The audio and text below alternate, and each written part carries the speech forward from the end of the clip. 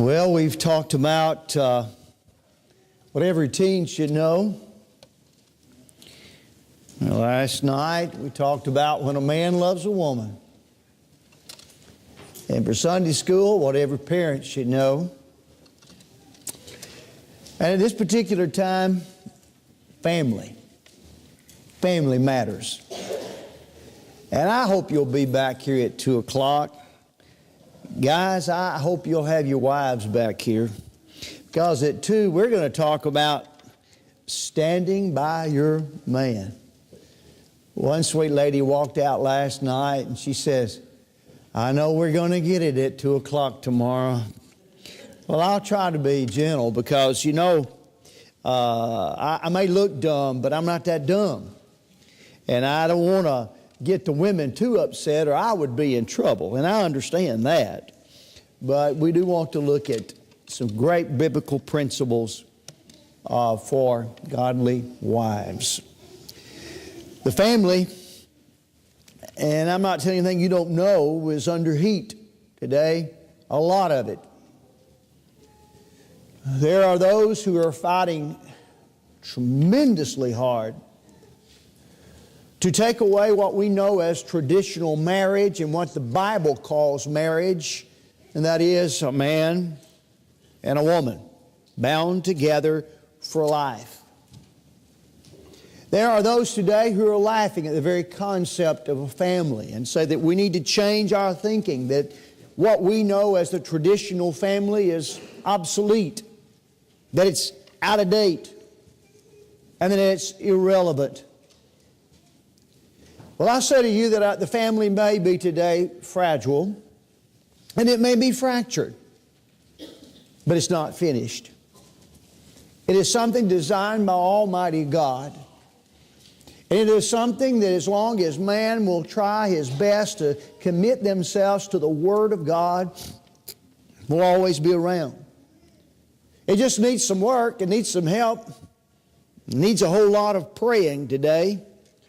In Proverbs chapter 24, and this was part of the passage that was read a few moments ago, in verse 3, the Bible says this, through wisdom a house is built, and by understanding it is established.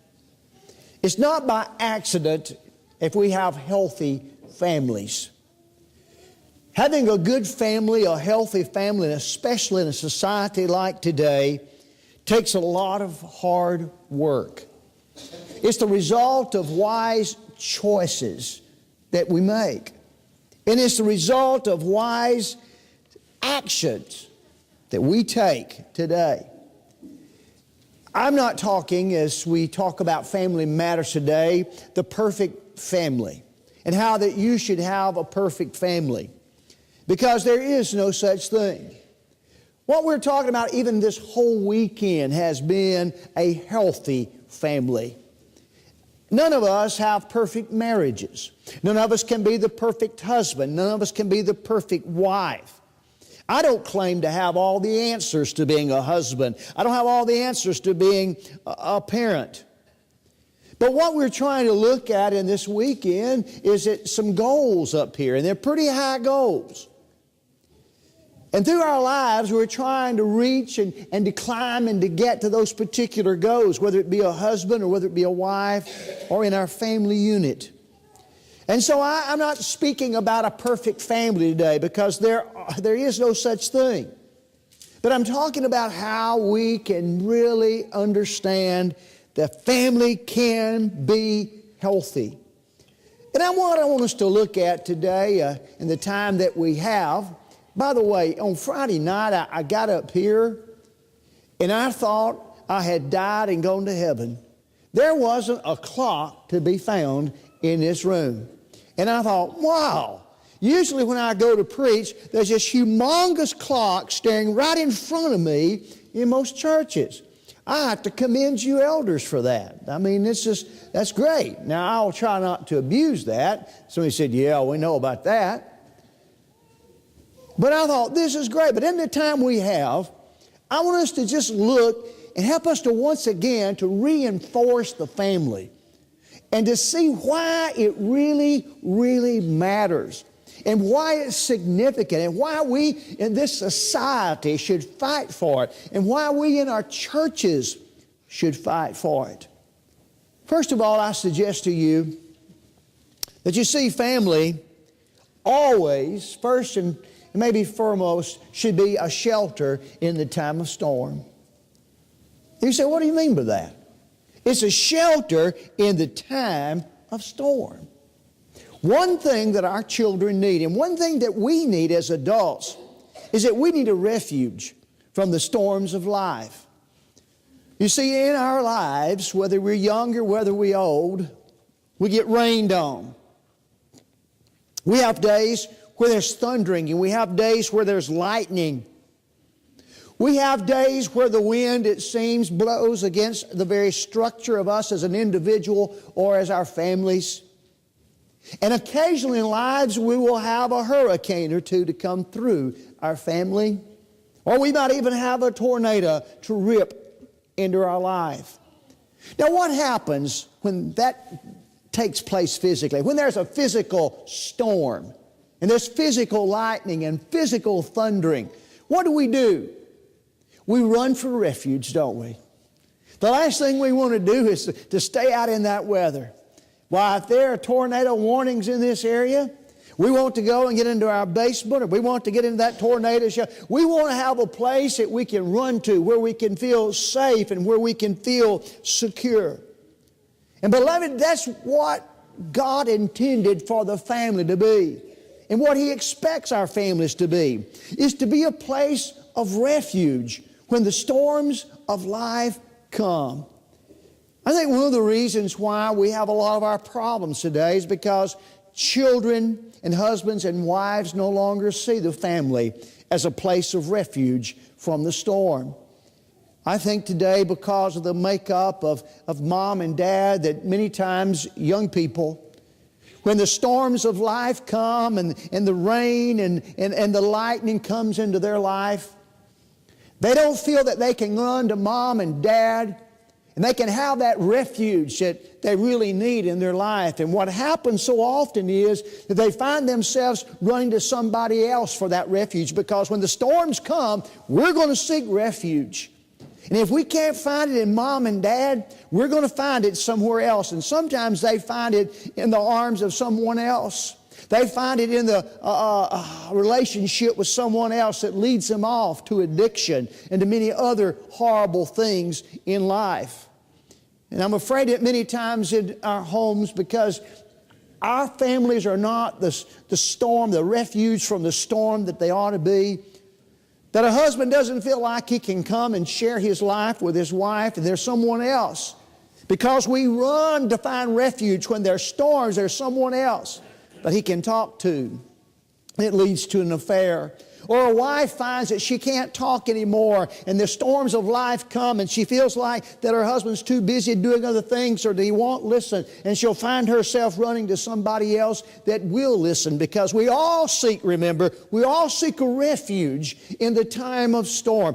This is one of the reasons why family is so significant, because we need that place in our life, and God intended for family to be there. That's why family matters.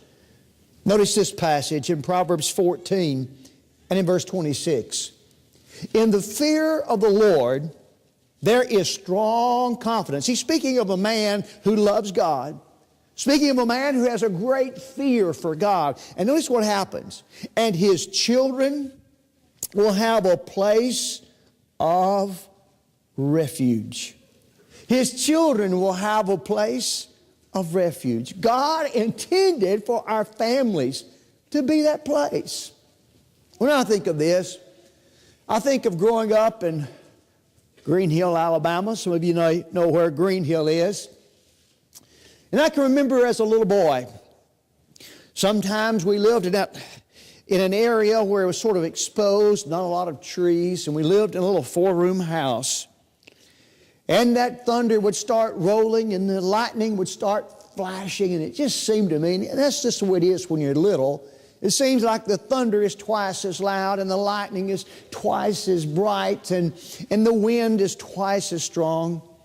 And my mama, every time there'd be a thunderstorm or tornado warnings that came through up here in North Alabama, she would get us up, I don't care what time it was, whether it was 1 or 2 o'clock in the morning, and she was like that, hen that would gather her chickens under her wings, and she'd get all of her kids up, and she'd wake Daddy up, and we'd all have to go sit there in the couch in the living room.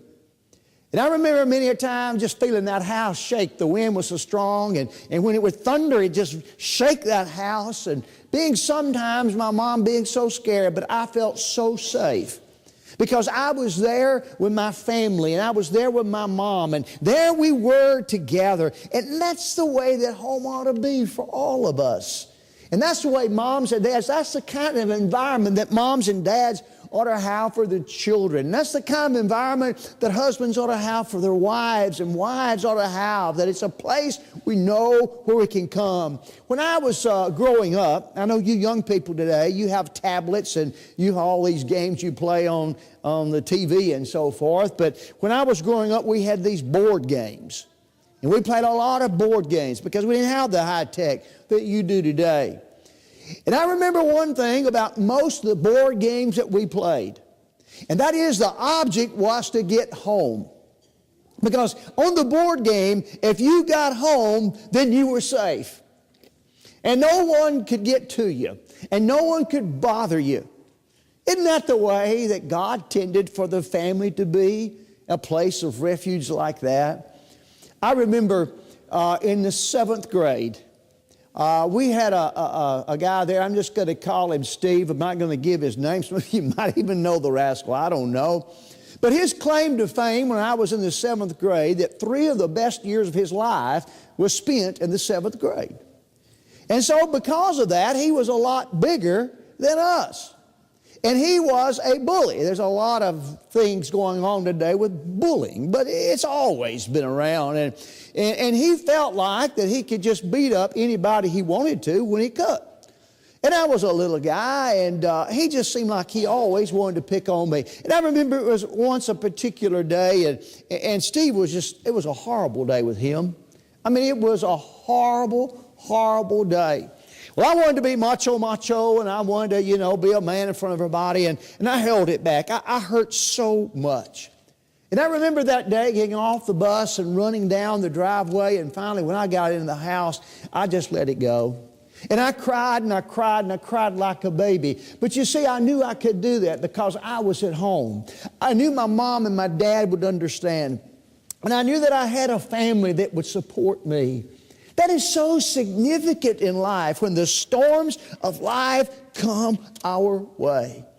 There are many storms and tornadoes that come. Let me mention just 2 or 3 of them to help us to see how important our families are and how we ought to work on them. One storm that comes all the time is the storm of change. The storm of change. Oh man, every day of our life we face changes, don't we? Whether we're young or whether we're older. Well, you look around this area here and you see the change that's taking place in your lifetime. I mean, isn't it amazing, just physical features around where you live, the change that's taking place. Look at your life.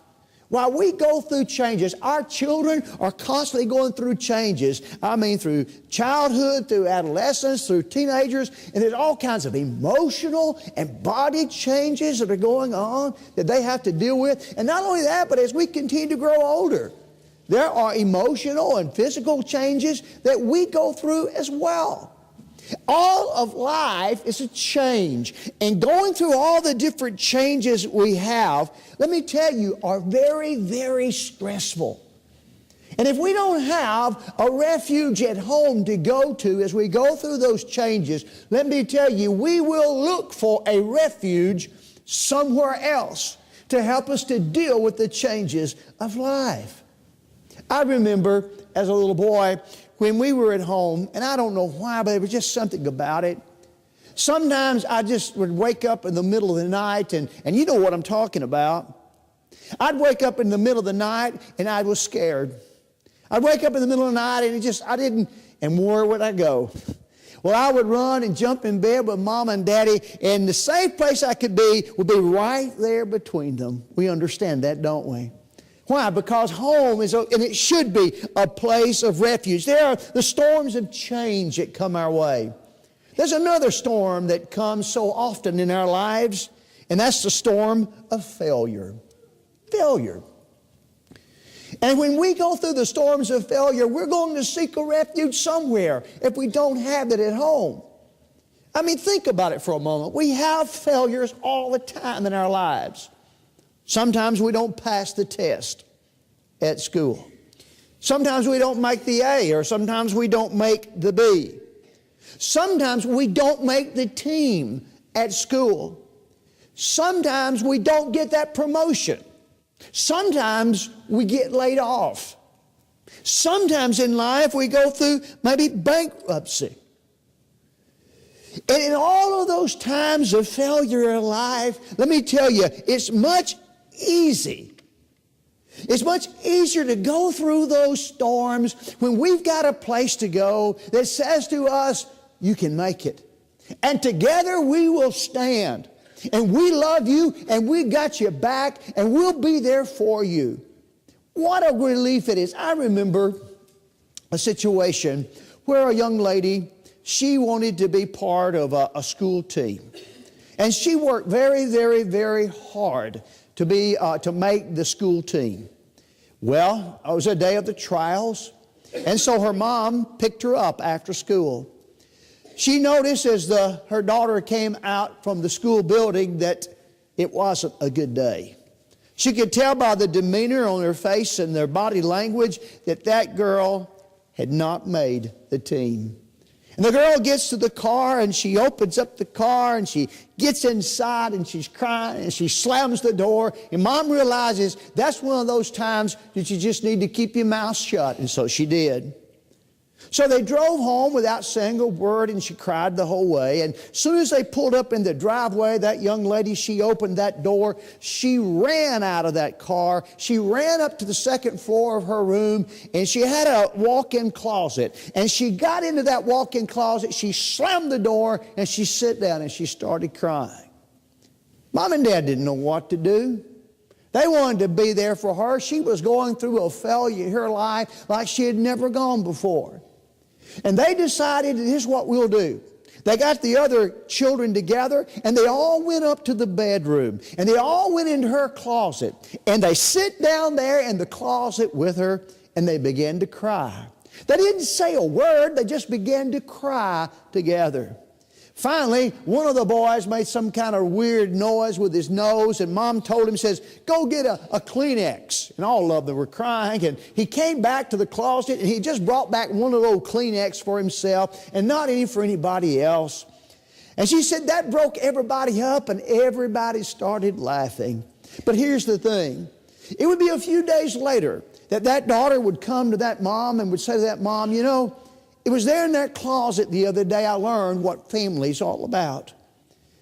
You came in there and you didn't lecture me and you didn't tell me everything is going to be all right. You just came in and you sit there with me and you cried with me. And now I really understand the significance and the importance of a family. Family matters, folks. And I'll tell you another storm, not only the storm of change and not only the storm of failure, but in connection with that, there is the storm of rejection. And that might be the toughest one that we have to go through in life. It hurts when we're criticized, isn't it? It hurts us when we are attacked and we're attacked unrightfully. It hurts us when we are pushed away by others. And this is especially true when it comes to children, isn't it? You know, children can be so critical and so hurtful to other children. We know that. They can say just such horrible things. They can call them four eyes and fatso and, you know, like, what happened to your hair? Did you stick your finger in an electric socket or something? And here's what happens with little children. They believe that stuff. And if they don't have a place to go that says it's okay, and we love you, and it's not that way, and you're all right, then they're going to believe that stuff. And they're going to take that stuff with them all of their life. You see, family matters when it comes to the storms, and that's what a family ought to be. It ought to be a storm, a shelter in the time of storm. The second thing I suggest to you is this, why family matters. And that is, you see, family is a learning center for life. And we should never ever forget this. It is a learning center for life. Have you ever thought about the basic things we learn in the family? I mean, you learn things in a family that you'll never learn anywhere else in life. One dad told me about his son taught him how to burp and sneeze at the same time. See, there are some things you learn in a family you never ever go. You learn the basics in the family. You learn how to eat, you learn how to walk, you learn how to talk, you learn how to use the remote control, the most important thing. I mean, you learn some basics in life that you're never ever going to learn anywhere else. Listen to some of these scriptures.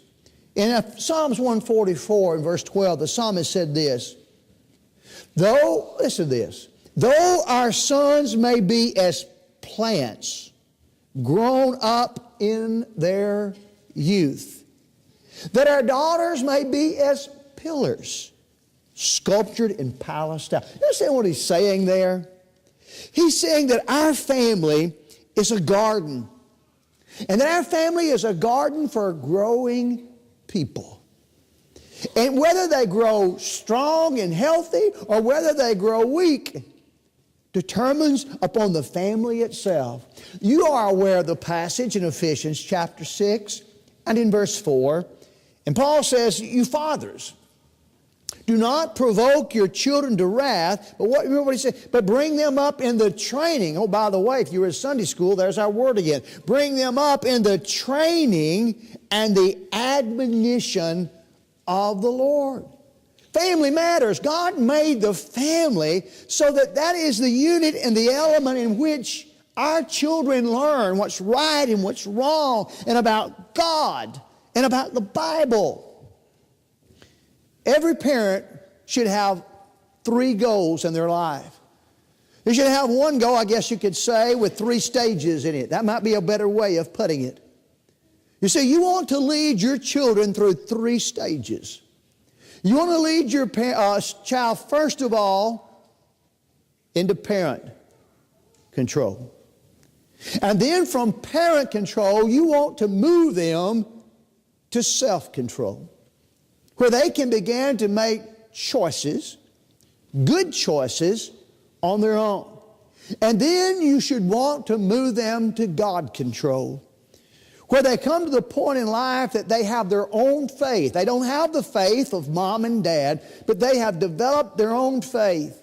And their faith says, Lord, you speak and we'll do. You're going to be on the throne of my heart, and I'm going to serve you. That's the goal of every parent. It should be. To lead your children from self-control to parent control to God control.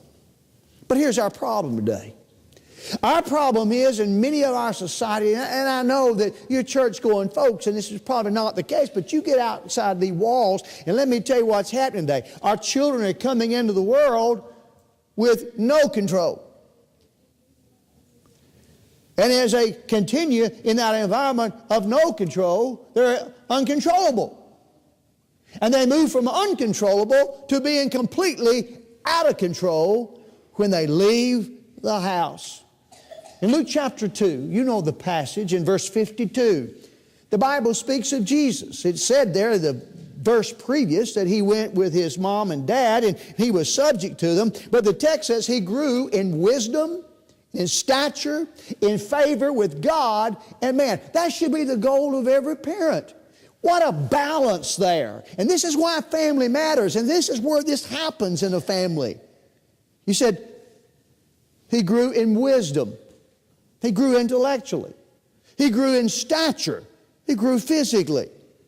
He grew in wisdom with God. He grew spiritually and with man, and that is with his relations and his dealings with other people. This is where God intended for it to take place, in the family unit. Let me share with you 3 things. We think of it, the family, and how significant it is in being the learning center. Let me share with you 3 things that your children are going to take with them. I don't care whether you want them to or not. I mean, you may be here and you may be saying, I don't want to teach my children. I don't care about my children. I don't care. Your children, when they walk away from home, are going to take 3 things with them, whether you want them to or not, whether it is good or whether it is bad. First of all, relationships. How your children learn to relate to people begins at home, whether good or whether bad. If children do not learn respect for authority at home, they're not going to respect the police, they're not going to respect teachers, and they're not going to respect other people. If they don't know how to get along with mom and dad and relate with people in the home, they're not going to go out and relate to people out there in the world. And you know as well as I do that our happiness in life is determined by how we are able to relate to other people. If you were not in Bible class this morning, we talked about how that our children learn more from us by what they see us do than what we teach them. And boy, how true this is when it comes to developing relationships. When they see Dad a grouch, and they see Dad having trouble getting along with other people, that's how they're going to grow up, and that's exactly what they're going to be, whether good or bad. They're going to learn, and what they take with them about how they relate to people, they're going to take it from the home. On the other hand, if they've got mom and dad and they're saying, look, you know, you got to relate to people. And being able to relate to people, it takes a lot of work. It takes a lot of honesty. And it takes a lot of forgiveness. And sometimes you have to do a whole lot of forgiveness. And they're taught that and they see that in mom and dad. Folks, let me tell you, that is how they're going to relate to other people. This is why family matters. They're going to learn in the home environment in which they live how to relate to other people. Here's another thing they're going to take with them, and that's their character. And more, I guess, than any other thing, character is caught and not taught. Character is the sum total of your choices and your habits. And if your choices are good, your habits are going to be good. But if your choices are bad, then your habits are going to be bad. I recently was looking in a mirror, and all of a sudden I said, I look like my daddy. I look like my daddy. And that was amazing to me. And then I've noticed recently how that some of the mannerisms that my dad had, I have them. Or sometimes I've noticed through the last few years, the way I say something or how I phrase something, I'd say, that's Daddy. That's Daddy. Now, my daddy didn't sit down and say, you act like this, you have this mannerism, and you look like this. You know how that came? It's because that was what I saw day in and day out. That is the character that was passed down to me by the very actions of my daddy. You know, like father, like son. And here's what I've noticed through the years. People will say, I tell you what, when I grow up, I'm never ever going to be like my mama. When I grow up, I'm never ever going to be like my daddy. And what happens? You grow up to be just like your daddy. You grow up to be just like your mama. Why? Because character is caught. You pick it up. And our children pick up, whether good or bad, the character that we have. And here's the third and final thing I'll leave you with. And that is, your children are going to take your values with them. It's the learning center for life, and it matters because it's in that family element, whatever it might be, where your children learn what is right or wrong according to you, where your children take with them their understanding of this book, where your children take with them the understanding of God. Listen to this passage in Psalms 38 in verse 19. The man, the living man, he shall praise you. Now watch it. As I do this day, the Father shall make known your truth to the children. You understand what he's saying? He's saying that we relay our values. Whether we want to or not, we do it. We relay our values down from one generation to the next. We all, parents, whether we want to or not, whether good or bad, it's in the family where we leave a legacy. And the question is, what kind of legacy are you handing down? What kind of values of this book and values of understanding of God are you passing on? Or are you passing none on? You're passing something. You can't help it. You can't wash your hands of the matter. You're passing either good or bad values down. What is your legacy? I meant to bring this morning a Bible. I forgot it. It's part of my legacy. It is the Bible of my grandmother, Mama Gray. I used to preach from it all the time. When she died, Mom said, "What would you like?" And I said, "There's only one thing I need from Mama Gray, and that's her Bible." Well, it's become worn and tattered, so I keep it in a special place. It has her writings in it and her notes. But you see, that's part of my legacy. Mama Gray. Mama Gray who loved Garrett Snuff. I mean, Mama Gray, she thought Garrett Snuff could cure cancer. I remember that. You didn't go over there as a boy and with a wasp sting or chigger bites or something because you would leave with snuff all over you. The good thing about Mama Gray, she was level-headed. It came out of both sides of her mouth. And that was, I guess, a good thing. But Mama Gray would take me and she would look at me as a little boy and she'd say, she taught me about a David and she taught me about a Job and she taught me about a John. And she'd look at me and she said, "One of these days you're going to be a good preacher." And Mama Gray took me to church, and Mama Gray, along with my mom, loved me and nurtured me. And I remember as a teenage boy, when I'd go off on Sunday nights preaching, I'd have a date with me, but Mama Gray would have to go, and the date would have to sit in the back seat, and Mama Gray would have to sit in the front. My Mama Gray left me a legacy, folks. She left me a legacy, and I have a responsibility now. And what legacy I pass down will depend upon me. Now, I want you to wake up if you're sleeping because I'm about to end, okay? The best time on the sermon is about to come. But I want you to hear how I'm going to wrap this thing up, all right? I'm afraid that that's not the kind of legacy most of us are passing down to our children. I'm afraid that a lot of us are passing, the legacy we're passing down is the TV guide or the internet. I really believe that today. I hear parents sometimes say, they say, "Well, Brother Hines, I want you to know I'm not going to impose my values in the Bible on my children. I'm not going to cram it down their throat. And Brother Hines, I'm not going to make them come to church." Sometimes it makes me want to throw up. Do you understand what you say when you say things like that? When you say, "I'm not going to make my children," you're saying that God is an option. And God's not.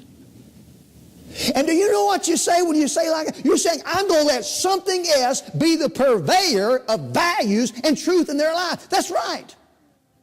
When you say things like that, you're saying, "I'm not going to let God be the purveyor of their values."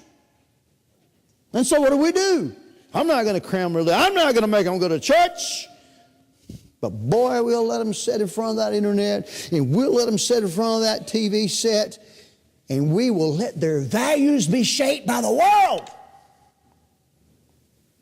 Do you know what your children watch on TV?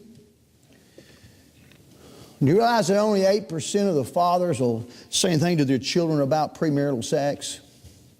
Only 15% of mamas will talk to their children about premarital sex. And we wonder today, we wonder in our society, why in the world is it that 1 out of 3 children that are born today are born out of wedlock? How in the world could that happen?